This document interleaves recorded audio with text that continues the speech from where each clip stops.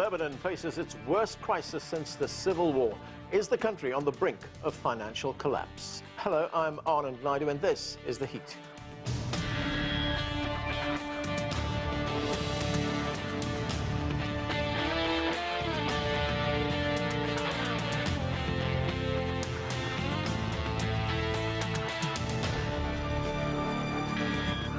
Decades of government corruption and financial mismanagement are finally catching up with Lebanon, resulting in an economic meltdown not seen since the 1970s. The currency is in free fall, there's an acute shortage of basic necessities, and the World Bank predicts half the country will become poor. To make matters worse, businesses have been forced to shutter as a result of the coronavirus pandemic. There seems to be no end in sight to Lebanon's woes.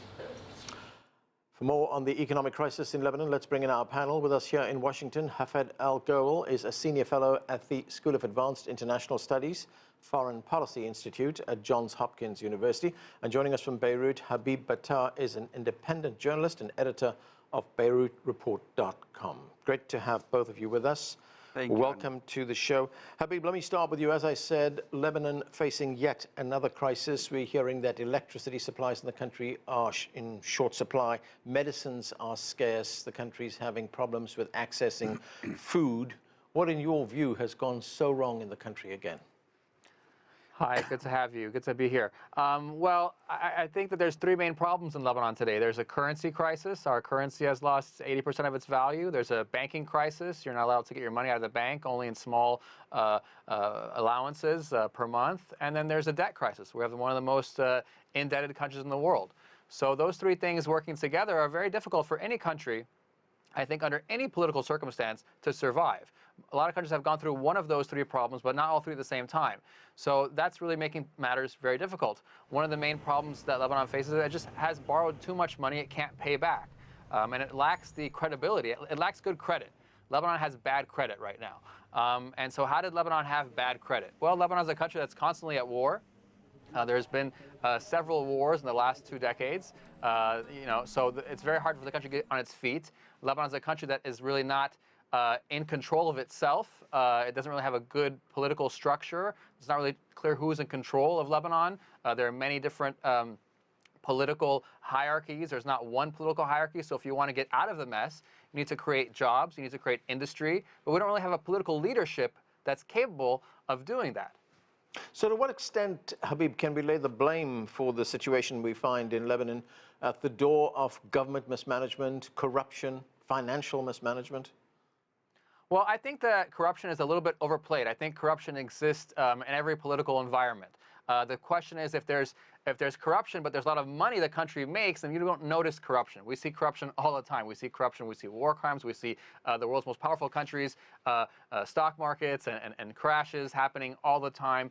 Some people describe the Federal Reserve and other government agencies in the United States as a kind of Ponzi scheme as well. But in Lebanon, we have a Ponzi scheme because the interest rates were very high. So we're trying to get a lot of money into the country, which, by the way, the central governor of Lebanon, the central bank governor, was actually rewarded for years and years and years as one of the best central bank governors in the Middle East and the world by Western financial institutions. So everybody knew what we were doing in Lebanon. We were trying to collect capital, collect dollars. We weren't trying to actually build jobs. And that's the main thing you need in Lebanon. You need jobs, you need employment. Our unemployment is 50% or higher. So you really can't just build an economy on bringing money into the country. And so who's to blame? You can go around and look all over the place. You know, Lebanon is a chessboard of the world powers. Every country in the world, the major powers have some kind of stake in Lebanon. They support militias. They support politicians. They support opposing parties. So there's no way to get a government going in Lebanon if different countries want to continue to exercise pressure and influence on Lebanon.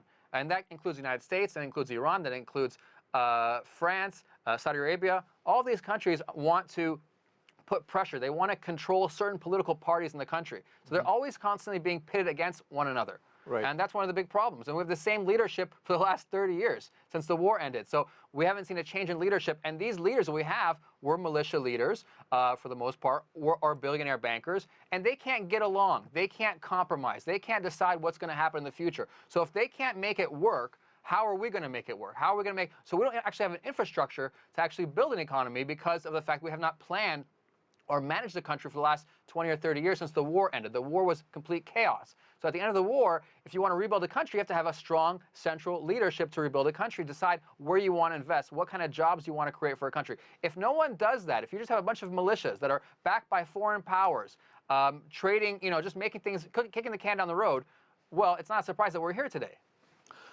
Hafed, here we have a country, Lebanon, which is often portrayed as an oasis of peace and calm in a region that's pretty beset by conflict. It's, one of the countries that was at one time seen as this very calm country. What do you make? What is your reading of the situation in the country right now? I think, as Habib has mentioned, there are a lot of issues here at play all at once, and they seem to build on each other. There is the political dimension, which is that you have the same kind of characters who have been in charge of various parts of the country on ethnic and sort of religious basis that form the higher power structures, political and economic.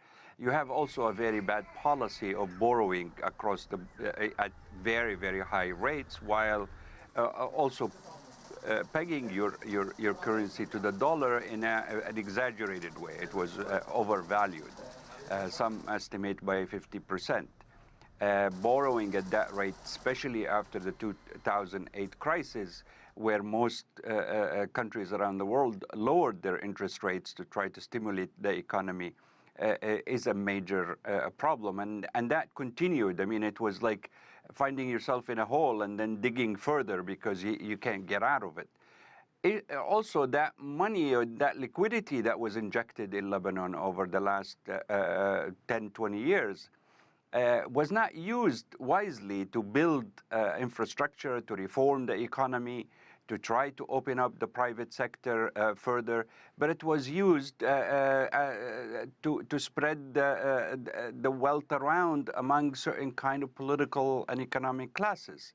They subsidized a huge number of products. Some of them are even luxury items, which is very, very strange. But when you start borrowing from the public at that level, and having foreign capital coming in, especially from Lebanese abroad, because you're the highest, you give the highest interest rates in the region, and you don't have anything to produce, in a sense, to be able to pay that back, or you're not taking advantage of that liquidity to reform yourself.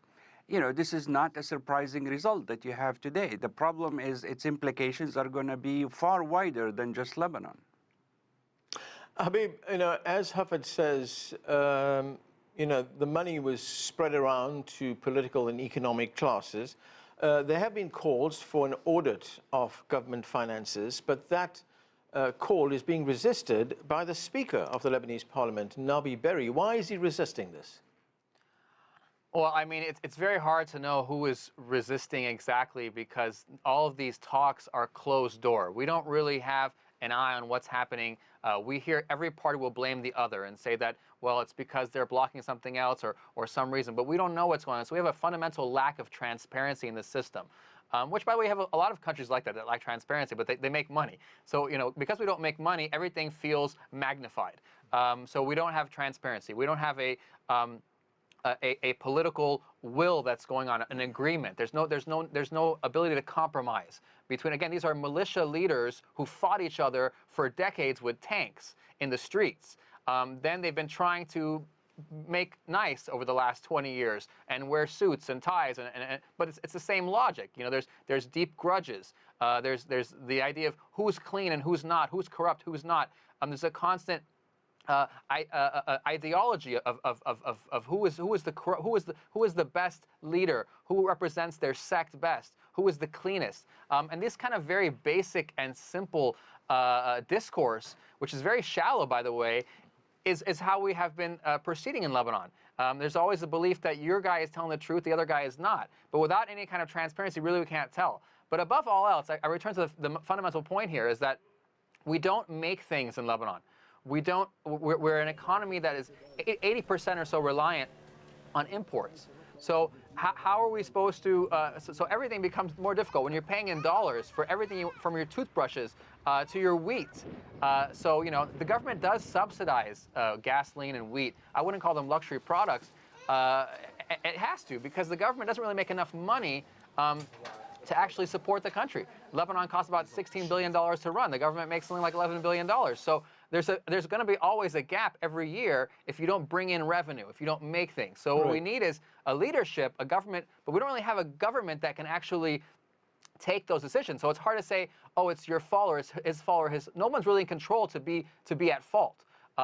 No one is really in control to actually say, we're going to do this kind of economy. We're going to do a tech industry. We're going to do an agriculture industry. We're going to give subsidies. We're going to, there's no real unity in that. So when you don't have a one party controlling a country, it's very difficult to make a path forward and to plan.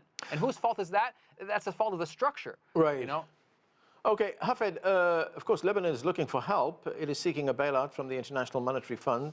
The talks that it was having with the IMF, those talks have stalled. In fact, while those talks were taking place, the IMF were insisting on some pretty strong reforms, pretty tough reforms, as a condition for aid. So what happens next? Do you see any relief in sight? There's no other option for Lebanon but to accept some kind of a help from outside. The IMF is their best option. Of course, the IMF will put some very, very stringent conditions on the amount of money, on the money they give. They want to see some serious reform. They want to see some serious legal and legislative structures. Some countries, like the United States, for example, are also trying to pressure Lebanon government to sort of exclude Hezbollah members from being a part of the government, which adds to the dimension of this. It's very hard for Lebanon to do that. Hezbollah and Amal and some of the other even Christian parties are allied in this government. So it is a real mess. The only thing that I could add here is that there seems to be an initial interest, at least by the Chinese. I mean, there are meetings now between China and Lebanese talking about China may help in Lebanon, including investing in the country. And that, of course, is a part of a larger strategic geopolitical move by China. So the situation is complicated from all sides. But the main fault here, Anand, I mean, yes, everybody is at fault. International, domestic players, political players who basically ended Lebanon not with a peace agreement, but with a power sharing agreement, which still remains in place until today with the same people around the table. But there is also a blame on the central bank policies. I mean, the central bank was the decision maker in terms of how to borrow and when to borrow and how to structure their financial arrangement. I understand that they were under a lot of pressure politically from all sides to do certain things, but ultimately a central bank must take some strong decisions.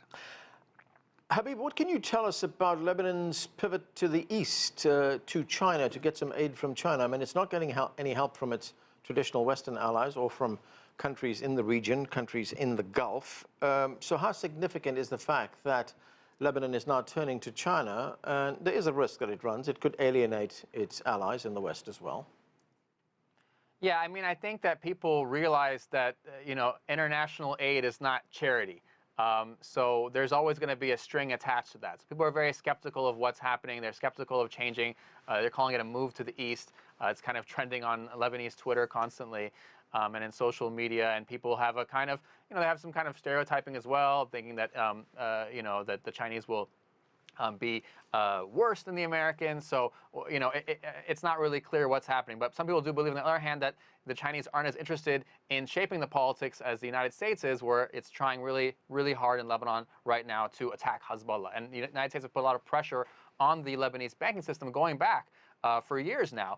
They've been really pressuring the banks. They have sanctions on Lebanon in some sense. They're not allowed. Lebanese planes aren't allowed to land in the United States. There are always travel warnings. So the United States haven't really been helping Lebanese economy in terms of confidence, while sometimes giving some charity and some aid and some projects, some planting some trees, that kind of thing, or giving the military weapons and hundreds of millions of dollars. that's not really helping build confidence in the country to stand on its own 2 feet. And I think that's the kind of risk with all of these international solutions, is that once again we're going back to how we were, which is beholden to someone somehow and not really making decisions here in Lebanon. When it comes to the central bank, I want to say that the Central Bank of Lebanon was given awards year after year by major Western financial institutions. So this team in Lebanon that built this neoliberal policy of trying to bring capital was applauded and welcomed in Western capitals all over the world. So to say that this was came out of the blue is not really true. And so, you know, the Western countries were really welcoming these leaders. Now they turn and they say they're corrupt. We are running out of time. So they were welcoming them for years. Okay, Habib Battah, Hafed Al Ghwell, we have run out of time. Thanks to both of you for being with us. Thank you. We need to take a quick break right now, but when we return, cases of coronavirus continue to surge across the Middle East. We'll take a look at some of the countries that have been hardest hit by the pandemic. Stay with us, you're watching The Heat.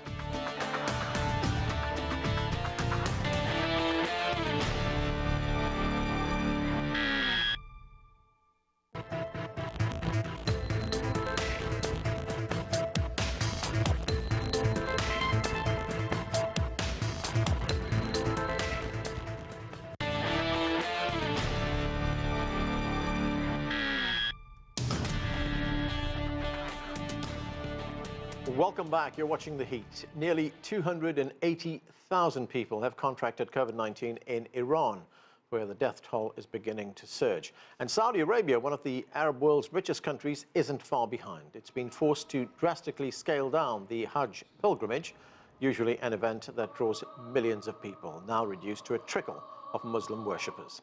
Meanwhile, war-torn Syria and Yemen continue to grapple with the virus. To discuss all of this, let's turn now to Muhammad Ali in Damascus. He's a correspondent for Press Television in Syria. And joining us from Tehran, Sabas Nazari is a freelance journalist. Welcome to both of you to the show. Sabas, let me start with you. And we are getting some conflicting figures out of Iran. The Iranian president estimates that up to 25 million Iranians could be infected with the coronavirus. That's a third of the population of the country, and health workers in the country say that figure might be a little too high. It really depends on the way these tests have been carried out. But what is your assessment of the situation in the country? Well, the pandemic in Iran is perhaps too unique to be compared to any other nation grappling with the same outbreak. I mean, we need a multi-dimensional approach and scrutinize it from prism of various factors at play, which may not be there when for instance, you discuss the crisis in the United States and Europe or East Asia. Even when placed next to such war-torn countries such as Syria, Yemen, and Afghanistan. There are calculations here in Iran which differ significantly and have to be reckoned with. The biggest ones are perhaps an economy severely hit by international sanctions, and also the role of religion, both of which play a crucial role and a crucial part in the management of the pandemic. And this management, you alluded to what President Rouhani said last week. This has already created a lot of controversy because health experts on the ground, as you mentioned, are advising against such approach because they believe that what President Rouhani said is a promotion of the so-called herd immunity, which they believe is something that cannot be applied at the moment in Iran, and it will only further complicate the situation and cause more mortalities. Now, a large portion of the society at the moment is also facing another challenge. They are hoping for a collective mourning ceremony, which is coming in the month of Muharram. I'm just trying to point out the key challenges which are unique in Iran. Those people are waiting for the month of Muharram, in which they will be holding religious ceremonies, the biggest religious ceremony in Shia Islam. But this is an absolutely tricky situation. While on a daily basis, the health experts are pressing for strict social distancing, they have to face resistance from religious hardliners. Yesterday, the head of the organization tasked with promoting Islamic culture said there is no chance those ceremonies will be shut down, and that they will have to be held anyway. So, I mean, the outbreak control is facing multiple hurdles which cannot be simply placed aside by the government. All right, let's go to Damascus to Muhammad Ali. Muhammad, Syria has reported very low numbers when it comes to the pandemic, but health workers in the country are warning that these numbers could be much higher. What can you tell us? Yes, yesterday the Minister of Health here in Syria, Nizar Yazaji, said that the numbers could explode, the numbers of the coronavirus cases at any moment. However, yes, it is a very low number when we compare it with other neighboring countries or worldwide. Only 540 cases have been reported up till this moment in Syria. 29 people died, 160 recovered, while now the active coronavirus cases are 351. Now, if we look at the reason behind that, perhaps it's the siege. It's because for years, many countries have banned airlines from coming into the Damascus International Airport or Syria in general. And because we haven't had that large number of visitors or tourists into Syria flocking, this is perhaps why there isn't that high number of coronavirus cases. But we have to point out that the numbers are increasing every day. About 20 cases are reported every day because there are more and more Syrians coming back to the country via, of course, the Syrian government. The government is sending airplanes to, for example, India, the UAE, Russia, to bring back the Syrians who want to come back to their country. And many of them are coming back with the coronavirus. They're going to isolation centers, but at the end, the numbers of the coronavirus cases are increasing. But very important point to say is the situation of the health sector in Syria. It cannot afford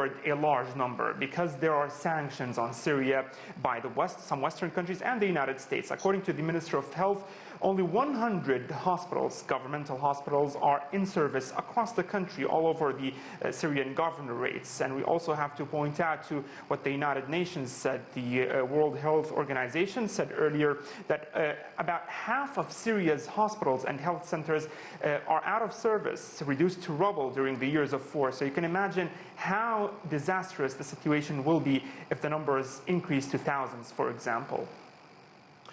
Sabas, of course, this pandemic has hit the economies of countries around the world, but Iran has already been struggling with sanctions, pretty punishing sanctions that have been imposed on the country by the rest of the world. What is the pandemic doing to the economy of the country right now? Well, it is the impact. It is indeed, tremendous. From the viewpoints of the government officials and medical doctors on the ground, this is perhaps the most devastating issue in the response process when it comes to the outbreak. I mean, it's not just the ban on some medical equipment and pharmaceutical products. We're dealing with an economy whose lifeline is the oil exports, and those exports have been in their worst status in recent memory due to U.S. sanctions and the fears that those sanctions have imposed on the top buyers of Iranian crude. It is also to blame for the Forex turbulence in the past 1 month. The extreme shortage of hard currency caused by the dwindling oil revenue has been coupled with the border shutdown, which the coronavirus has prompted. And the outcome is not surprising. We have witnessed an unprecedented free-fall nosedive of the Iranian national currency. And this depreciation is affecting every aspect of livelihood of ordinary Iranians. And it seems that the worst of the storm has yet to come, unless there is an opening in the U.S.-Iranian tensions. And any breakthrough, will change the game, and it will directly and effectively shift the calculations in the fight against the pandemic in Iran.